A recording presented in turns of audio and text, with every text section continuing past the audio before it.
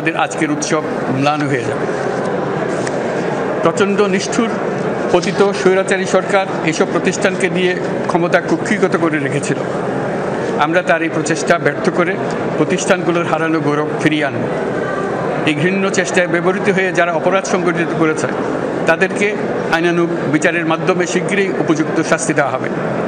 একই কথা দেশের সকল মন্ত্রণালয়, সংস্থা, শিক্ষা প্রতিষ্ঠান, নানা কর্মক্ষেত্রের জন্য প্রযোজ্য।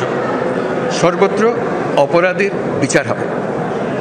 আজ প্রত্যেকটি প্রতিষ্ঠান ও তার সদস্যরা নিজ নিজ কর্তব্য পালন করার মাধ্যমে দ্বিতীয় স্বাধীনতাকে উপভোগ করবেন, দেশকে গৌরবের শীর্ষে নিয়ে যাবেন এবং দেশবাসীকে এবং জগৎবাসীকে উপভোগ করার সুযোগ করে দেবেন।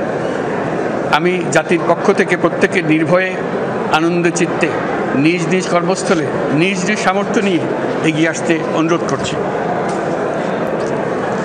দেশের সকল মানুষকে আজ স্বাধীন, নির্ভয়, নিরুদ্বেগ থাকার জন্য নিশ্চয়তা দেওয়ার জন্য আমাদের ছাত্র শহীদরা প্রাণ দিয়েছেন।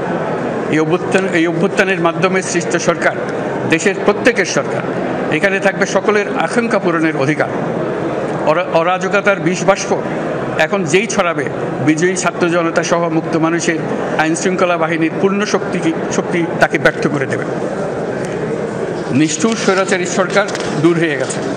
কাল সূর্য উদয়ের সঙ্গে সঙ্গে গণতন্ত্রের, সুবিচারের, মানবাধিকারের, নির্ভয়ে মত প্রকাশের পূর্ণ স্বাধীনতার জন্য সকলের স্বাচ্ছন্দ্যে জীবন ধারণের সুযোগ প্রদানের সচেষ্ট সরকারের ঘনিষ্ঠ সান্নিধ্য ও সহমর্মী পরশ দলমত নির্বিশেষে সবাই উপভোগ করবে।